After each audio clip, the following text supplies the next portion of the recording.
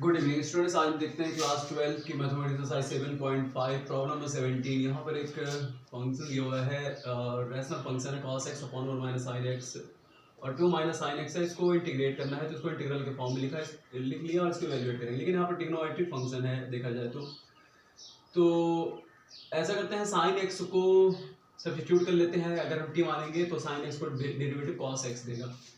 तो इसको sine x को हमने यहाँ पर क्या किया, इसको यहाँ पर टी मान लिया, इसको और इसको डिफरेंशिएट करेंगे तो ये तो मिलेगा हमें cos x dx और ये आएगा dt।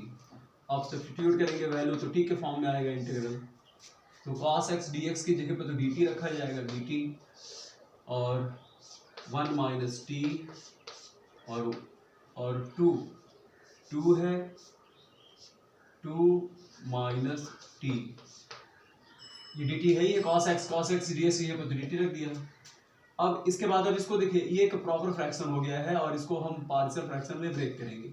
तो पार्शियल फ्रैक्शन में ब्रेक करने के लिए आपको पता है कि क्या करना पड़ता है, किसका वर्किंग रूल क्या है, 1 माइनस टी, बहुत प्रॉब्लम सॉल्व कर चुके हैं, 2 माइनस टी।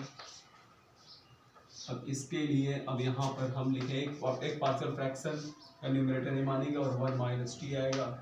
उसके बाद प्लस दूसरे को b मान लेंगे और इसका 2 माइनस टी आएगा।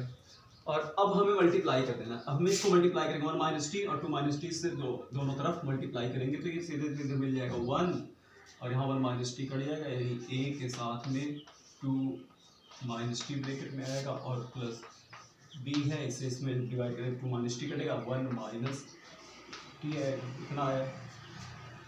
और अब पुट करेंगे, हमें एक वैल्यू चाहिए तो एक की वैल्यू निकालने के लिए 1 माइनस टी इक्वल टू 0 करेंगे। तो यहीं पर putting 1 minus t is equal to 0 और p is equal to 1 in equation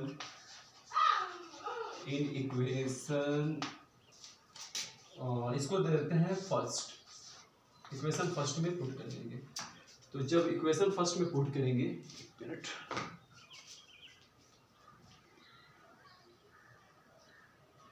दिख रहा है, अभी जब यहाँ पर पुट कर देंगे तो 1 माइनस टी जैसे ही यहाँ पर रखेंगे तो ऐसा करते हैं, इसको हम यहाँ सॉल्व कर दे रहे हैं, इस जगह पर यहाँ सॉल्व करेंगे, नीचे ज़्यादा नहीं दिखेगा।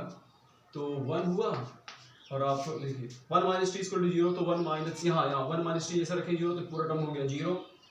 तो ये a आया और 2 और t की वैल्यू क्या है 1 तो 1 आया और इसको सॉल्व करने पर आएगा a इज इक्वल टू 1, ये आ गया। अब इसी तरीके से तो a की वैल्यू तो हमने क्या निकाल लिया, 1 निकाल लिया। चलिए a की वैल्यू 1 यहाँ लिख दिया, अब इसको इरेज कर लेते हैं। उसके बाद फिर पुट करेंगे यहाँ पर क्या चीज, अब यहाँ पर ये b की वैल्यू निकाला 2 माइनस टी, तो 2 माइनस टी, तो यहाँ t इज इक्वल टू कितना आएगा, t इज इक्वल टू भी 2 आएगा। तो यहाँ पर जब t वैल्यू पुट करेंगे तो देखिए 2 माइनस टी, तो ये पूरा टर्म हो जाएगा 0, इसको थोड़ा इरेज करते हैं और फिर बात करते हैं। तो अब b की वैल्यू हमें निकालना है, तो 2 माइनस टी जैसे रखें 0 तो ये वाला पूरा टर्म ये हो गया 0 हो जाएगा और यहाँ आएगा 1 और 1, तो ये तो हो गया b और 1 माइनस यहाँ पर रखा गया 2, तो 1 b माइनस 1, यानी हमें मिला b की वैल्यू क्या आ गई -1। तो a और b की वैल्यू मिल चुकी है। तो अब a और b की जब वैल्यू मिल गई तो एग्जैक्ट पार्शियल फ्रैक्शन हमें पता चल गया। अब इसका काम खत्म हो गया, इसको इरेज करके इसके नीचे इसको लिख लेंगे। तो यहाँ तक तो आप कॉपी कर लीजिए, फिर बताते हैं आपको नीचे। हाँ स्टूडेंट, तो अब एग्जैक्ट हमें पार्शियल फ्रैक्शन पता चलेगा, 1 अपॉन सबकी वैल्यू रख देंगे, 1 माइनस टी है और 2 माइनस टी है यहाँ पर। तो एक की वैल्यू क्या है 1 आएगी, 1 माइनस टी, और देखिए b की वैल्यू जब -1 रखें तो प्लस माइनस माइनस हो जाएगा और 2 माइनस टी, तो इस तरह से अब हम फिर से चलेंगे अपने इंटीग्रल पर। अब 1 माइनस टी को पार्शियल फ्रैक्शन में ब्रेक करेंगे तो ये हमें मिलेगा। तो ये जब हमें एग्जैक्ट पार्शियल फ्रैक्शन पता चल चुका है तो इसकी जगह पर अपना इस पार्शियल फ्रैक्शन को लिख लेंगे। तो इसका काम भी खत्म हो चुका है, इसका काम खत्म हो गया। ये इंटीग्रल मतलब जहाँ से खत्म हुआ था वहाँ से स्टार्ट किया है। तो अब हमारा इंटीग्रल जो था ये अपने इंटीग्रल फिर से वापस आएंगे। तो अब यहाँ पर तो आया dt और ये एक मिनट, तो इंटीग्रल तो हमारा लिखा ही हुआ है ना। तो ऐसा करते हैं 1 माइनस टी, तो इसकी जगह पर ये इसकी जगह पर तो इसको हम लिखेंगे। तो 1/1 माइनस टी और फिर -1/2 माइनस टी, ये पूरा हुआ dt। अब आगे सॉल्व करते हैं, इसको सेपरेट करते हैं। तो integral sine 1/1 minus t dt minus sine of integral 1/2 minus t dt। तो अब आगे देखते हैं, इसको आगे सॉल्व करते हैं। आगे सॉल्व करने के लिए यही सॉल्व करते हैं इसको, इन सब का भी काम खत्म। अब देखते हैं कि ये आप यहाँ देखिए 1 माइनस टी है। अगर 1 माइनस टी का डेरिवेटिव अगर हम निकालेंगे तो -1 आएगा। तो एग्जैक्ट तो नहीं मिल रहा है, लेकिन अगर यहाँ -1 हो जाए तो अगर डिनोमिनेटर का डेरिवेटिव एग्जैक्ट न्यूमरेटर मिल जाता है तो log 1 माइनस टी लिख दिया जाता है। नहीं तो अब इसके लिए क्या करेंगे, यहाँ माइनस ला लेते हैं वो इंटीग्रल साइन के बाहर और यहाँ माइनस मल्टीप्लाई कर देंगे। तो माइनस और यहाँ आया -1 और 1 माइनस टी, जिससे ये हमें मिल गया dt। उसी तरह यहाँ पर भी हमें ऐसा करना है। देखिए इसका डेरिवेटिव भी -1 ही आएगा, यहाँ -1 होना चाहिए। तो इसमें क्या है, यहाँ प्लस कर दें, यहाँ माइनस कर देते हैं। तो ये -1 हो गया और यहाँ मिल गया 2 माइनस टी और इस तरह से ये मिला dt।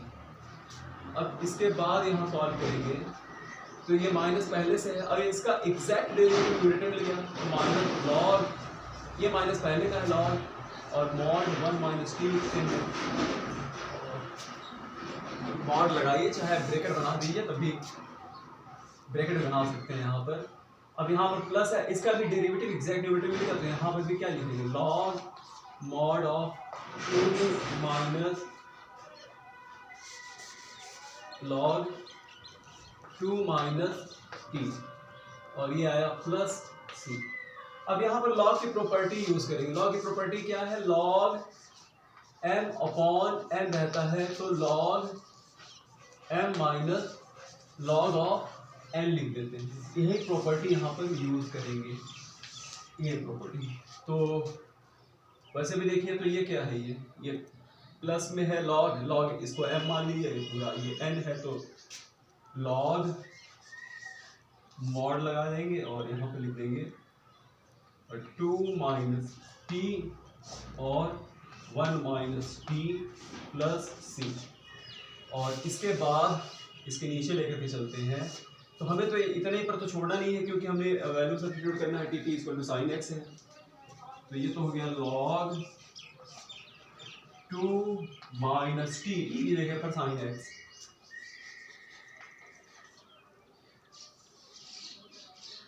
और इसके बाद 1 माइनस साइन एक्स, यहाँ 1 माइनस साइन एक्स की जगह पर साइन एक्स रखना है, तो ये हो गया sine x plus constant of integration. तो ऐसे ये इंटीग्रल हमें पता चल गया, ये वैल्यू। तो आप यहाँ तक कॉपी कर लिए, उसके बाद आपको नेक्स्ट प्रॉब्लम बताते हैं। Thank you.